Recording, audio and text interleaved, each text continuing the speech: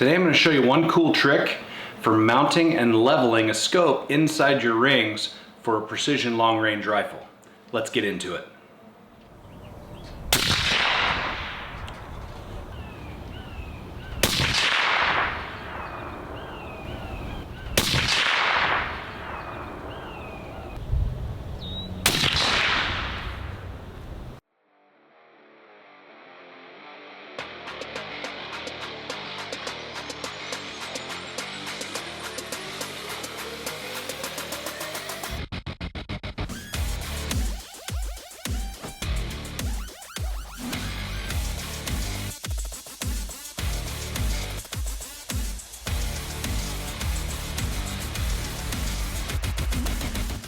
Alright, so let me explain how this setup works.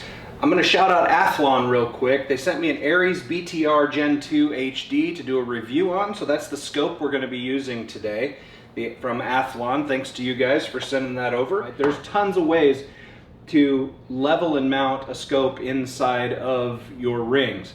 But one fun way that I typically use is this right here, and that is to get a level base. In this case, I'm using a Really Right Stuff tripod with a Really Right Stuff ball head that has a level in it, and I make sure that that is perfectly level.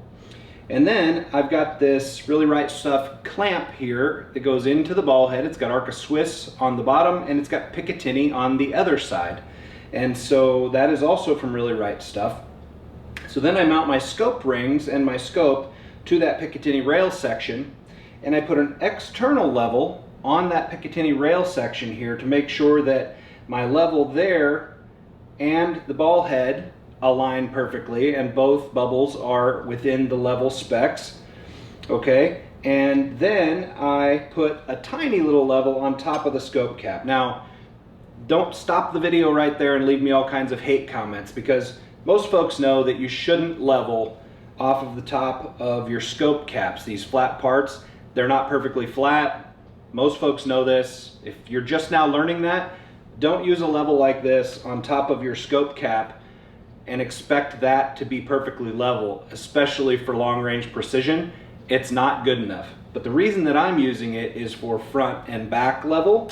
I put it on there. That'll be close enough front to back. Really, it's just about being canted inside the rings, left to right, not so much front and back. But in this setup right here, I just wanted everything front to back and side to side to be as level as possible. So I used the tiny one up here on top and get it as level as possible front to back as well. So now, what I've also got over here on the wall is a crosshair drawn on the wall that has been perfectly leveled vertically and horizontally with a carpenter's level. And then we take our trusty flashlight and we shine it through the objective lens of our scope, of our optic, and it casts an image of our reticle over here onto the wall, superimposed onto that vertical and horizontal dark line that I've drawn. And then all we have to do is take and level up the vertical crosshair line, the vertical stadia line with our crosshair and our scope. We just turn it until it matches up perfectly with that vertical line on the wall, and then we know we've got a perfectly level scope. Perfectly in human terms. Like, there could potentially be some error. This is going to be close enough for most folks when it comes to long-range shooting.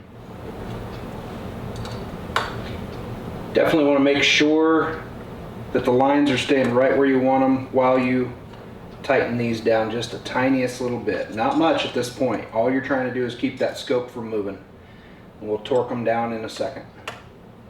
So a good rule of thumb for torque settings is 20 inch-pounds on the top scope caps and 40 to 50 on the bases themselves. Each manufacturer is going to have different specifications, and of course you should follow their specifications. But generally speaking, for everything less than magnum calibers, any short action type calibers, and of course any rimfire, 20 on the top, 40 to 45 on the bottom is going to be plenty for your torque settings.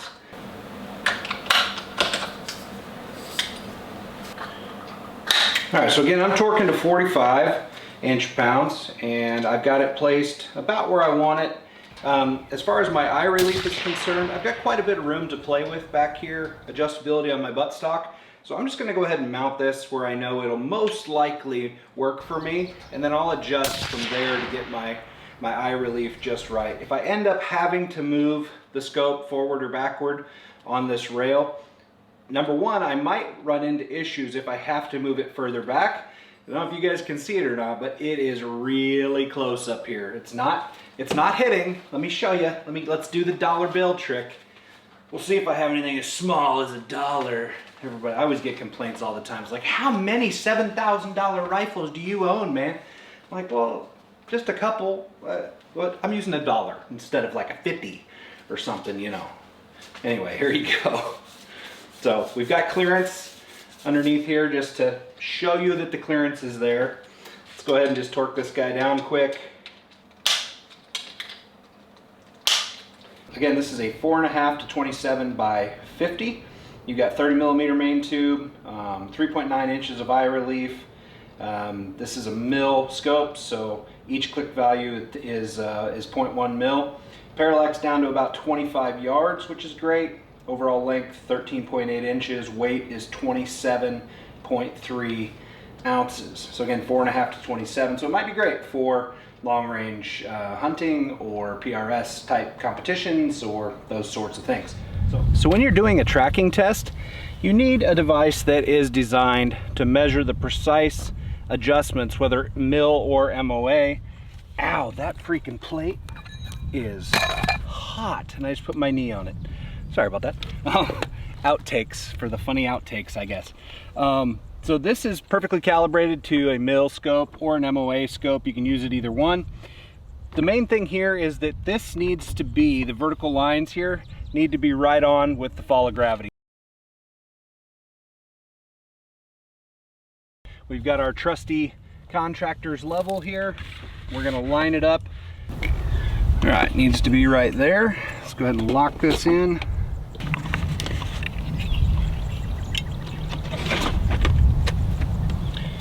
So now I know that my vertical lines here are perfectly level, and that way when I line up my scope back on my 100-yard platform and the rifle's level and the target's level and the scope on the rifle is level, that if it tracks true throughout the range of motion out to, say, whatever mils would be necessary for 1,000 yards, in this case it should be somewhere around 8 mils, 9 mils, something like that. We're going to check the travel from 0 all the way to there and back and see if the scope reticle lines up on those spots.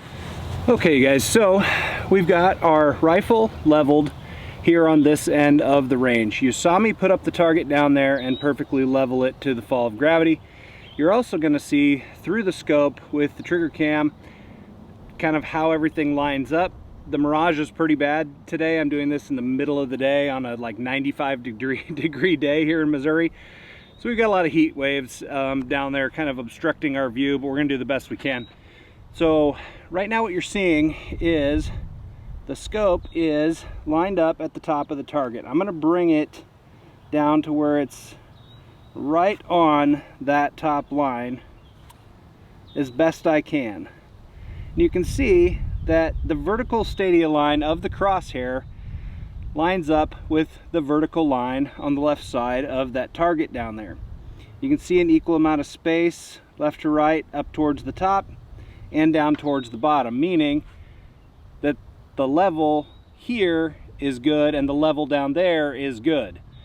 So now what we want to do is turn our turret and all the way to about 8 mils or so down towards the bottom of the target and check and see if our crosshair tilts at all as we get down towards the bottom. So let's look at that.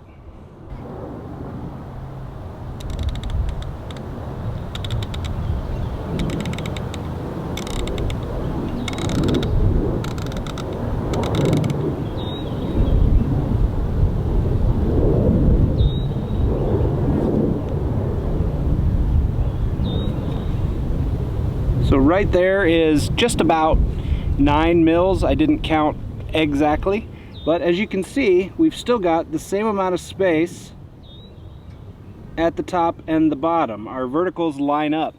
So at least out to what we would need for 1,000 yards, we can clearly say that this scope will track true.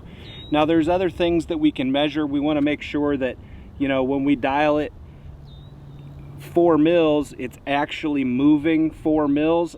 I'm not going to test that here today. I just wanted to show you guys what it's like to level and why it matters to level things just so. This test right here confirms that our scope is level, rifle's level, everything's working the way that it should. The scope tracks true vertical up and down within the parameters that we've set today. So beyond this, I'm gonna go ahead and throw a couple groups down there, just see how this Aguila junk ammo, I think it's junk, maybe it'll shoot amazingly well, but I'm gonna throw some groups down there so you guys can just see how it shoots through the SIG cross. That'll be it. All right, 5 shots for a group here, fam. Let's see what we get.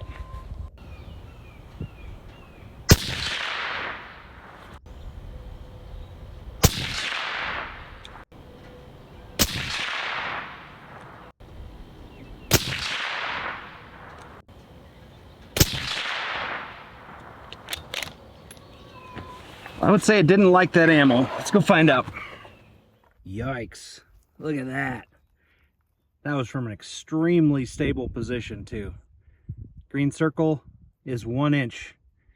I bet that's a 6-inch group, top to bottom, at 100 yards with that Aguila. I didn't expect a lot out of that ammo, but I expected better than that. Holy crap. All right, let's talk about this. Discussion needs to be had. You guys saw that group. That was the best group that I could put together out of that thing. I shot a group on steel that looked to be about 4 inches or so. I think it's a 6-inch plate that I have at 100 yards, and 4 shots hit on the plate, dispersed, and 1 shot completely missed the plate with that Aguila ammo. And the 5-shot group where I had solid front rest, really solid rear rest, tried to keep myself out of it as much as possible, my best to try to hit a really good tight group for you guys, and it was almost a 6-inch group at 100 yards. I would like to say more testing is needed, but I'm not even gonna waste my time, man. I'm just gonna say I'm glad I only purchased 40 rounds of that stuff. I don't know what else to say. I expected a lot more out of it at 100 yards than that. So guys, thanks for watching Precision Rifle Network today. Hopefully you got a good tip on how to level a scope inside your rings.